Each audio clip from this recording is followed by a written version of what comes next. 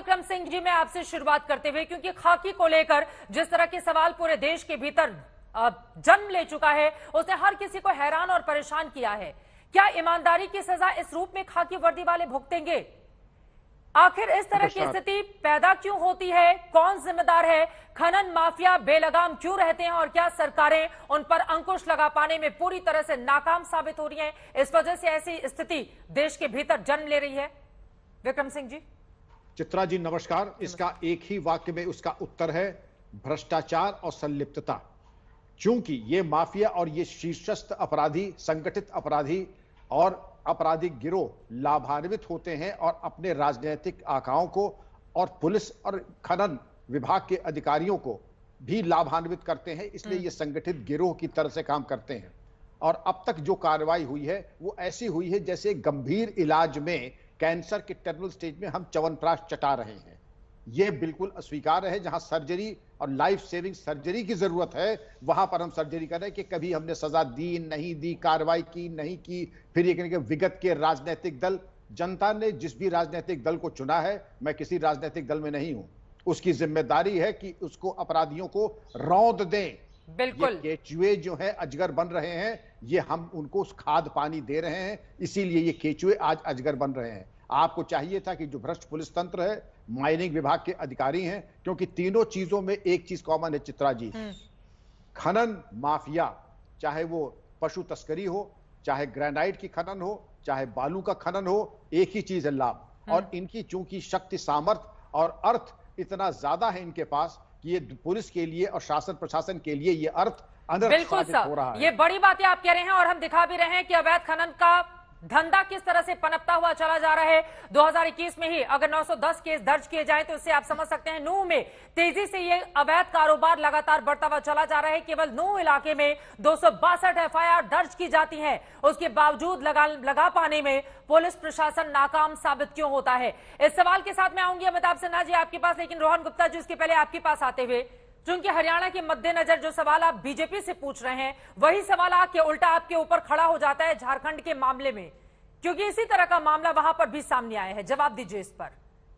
देखिए चित्रा जी, जिस प्रकार से भ्रष्टाचारी और अपराधी की जो मिलीभगत हमने हरियाणा में देखी है, उसके कारण आज एक हमारे पुलिस के जवान को अपनी जान गंवानी पड़ी, डीएसपी को अपनी जान गंवानी पड़ी।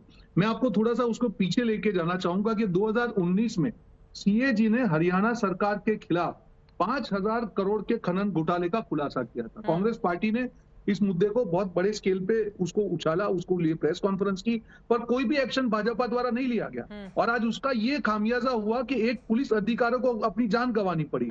तो जो हरियाणा में जो नेक्सस है, ये जो नेक्सस है वो आज का नहीं है चित्रा जी, काफी सालों से ये नेक्सस और कुछ सरकार द्वारा नहीं किया जाता है। उसके बाद मैं अपराधियों की बात करूं कि हरियाणा में कम से कम 3 से 4 हत्याएं रोज होती है, कम से कम आधा दर्जन बलात्कार के बना होते हैं, 1 दर्जन अपहरण होते हैं। ये जो आज का मामला जो सामने आया है, झारखंड पर भी आपकी सरकार है, वहां पर रोक लगा लेते, वहां पर कम से कम बड़ी लकीर खींचते ताकि पलट के ये सवाल आपसे नहीं पूछा जाता।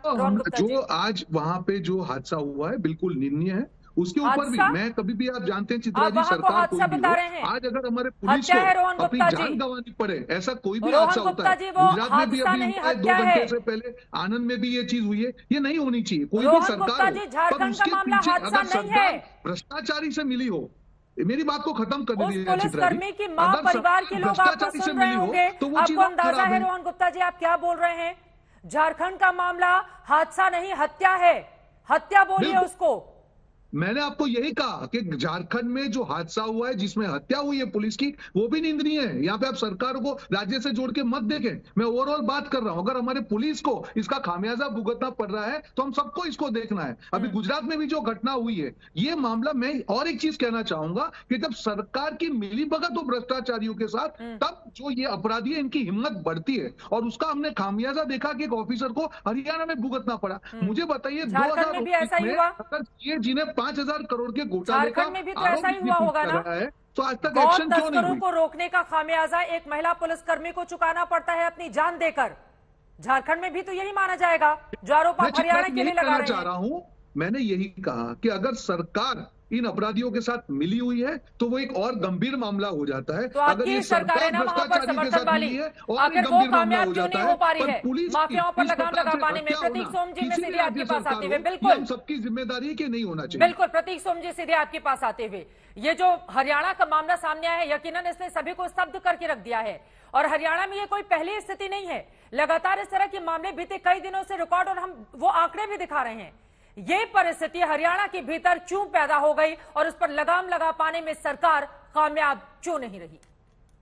जी बिल्कुल चित्रा जी, इसमें कोई दो राय नहीं है कि हम पूरा प्रदेश इस घटना से स्तब्ध है, बहुत दुर्भाग्यपूर्ण है। सबसे पहले तो डीएसपी सुरेंद्र सिंह जी के पूरे परिवार की तरफ मेरी पार्टी और हमारी हरियाणा सरकार की संवेदनाएं, उसके लिए कल कुछ अनाउंसमेंट भी हुई। 1 करोड़ रुपए का जो कंपनसेशन है वो परिवार को हरियाणा सरकार की तरफ से दिया जा रहा है। एक सरकारी नौकरी हरियाणा सरकार देगी उनके परिवार का जो भी सदस्य होगा, और शहीद का दर्जा, ये 3 चीजें डीएसपी सुरेंद्र सिंह जी को दिया जा रहा है। लेकिन हम ये भी मैं मानता हूं कि ये चीजें कहीं भी उनकी कमी को पूरा नहीं कर सकती, लेकिन हमको ये समझने की जरूरत तो है, आपकी जिम्मेदारी है ना, इस पर पीठ ठोकने की क्या जरूरत है? सरकार अपनी जेब से तो देगी नहीं, ये तो आपकी जिम्मेदारी है, इस पर पीठ थपथपाने की जरूरत नहीं है। मैं पूछ रही हूँ माफियाओं पर लगाम लगा पाने में कामयाब क्यों नहीं हो रहे आप लोग? एक अधिकारी को अपनी जान इस तरह से गंवानी पड़ेगी, ये दिन देखने पड़ेंगे। कानून का राज क्यों खत्म हो गया है वहां? मेरे को कंप्लीट करने दीजिए, मैं बताता हूँ। जी देखिए, ये मैं कहता हूँ एडमिटेड फैक्ट है कि मेवात और नूह एरिया के अंदर माइनिंग काफी टाइम से चल रही थी, लेकिन पुरानी सरकारों और इस सरकार में ये फर्क है कि अब जो पूरी हरियाणा सरकार है पूरे सिस्टम को हेड ऑन ले रही है। आज जो कल घटना हुई उसका ये क्लियर एविडेंस है कि जब डिप्टी सुपरिटेंडेंट ऑफ पुलिस आपकी सरकार कितने समय से है सर?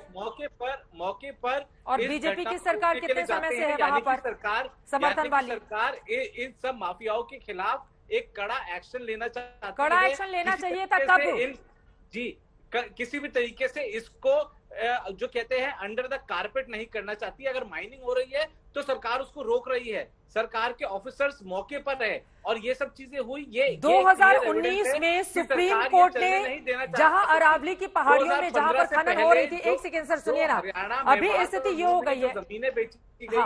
जो देखिए चित्रा जी, मेरे को ऐसा लग रहा है कि मैं किसी पैनलिस्ट के साथ डिबेट कर रहा हूँ। आप मेरे को एक बार कंप्लीट करने दीजिए बात। अरे आप इतनी लंबी बात करेंगे, आपसे सवाल तो पूछूंगी ना मैं। आप पूछिए, लेकिन मेरे को जवाब का मौका दीजिए। देखिए चित्रा जी, जो 2014 से पहले का जो हरियाणा सरकार के अंदर सिनेरियो था, जहाँ पे जीजाजी वाला खेल बहुत हर जगह बहुत फेमस था, गुड़गांव, मेवात, नूह, रेवाड़ी, फरीदाबाद, इन सब जगहों पे ये सारे जो संगठित अपराध होते थे, चाहे वो सीएलयू फैक्ट्रियां हो, चाहे वो माइनिंग हो, इन सब के ऊपर हरियाणा सरकार ने अंकुश लगाया है। और अंकुश लगाने का ही क्लियर एविडेंस है कि आज मौके पे हरियाणा पुलिस खड़ी है। मैं मानता हूं बहुत दुर्भाग्यपूर्ण हुआ कि हमारा एक बहुत ही अपराइट, बहुत ही ब्रेव और ऑनेस्ट ऑफिसर को जान गंवानी पड़ी, लेकिन उनकी शहादत वेस्ट नहीं जाएगी। उनकी शहादत के लिए कल ही पूरी हरियाणा सरकार मुस्तैदी से काम कर रही है। देश के भीतर हमारे अधिकारी इस तरह की शहादत क्यों दे? में गोली लगी है सर, देश के भीतर इस तरह की शहादत देने की स्थिति कैसे पैदा हो गई? प्रदेश के मौके पर मौजूद है। हमारा कोई भी अधिकारी इस तरह से अवैध जो खनन करने वाले माफिया हैं उनके हाथों क्यों मारा जाए?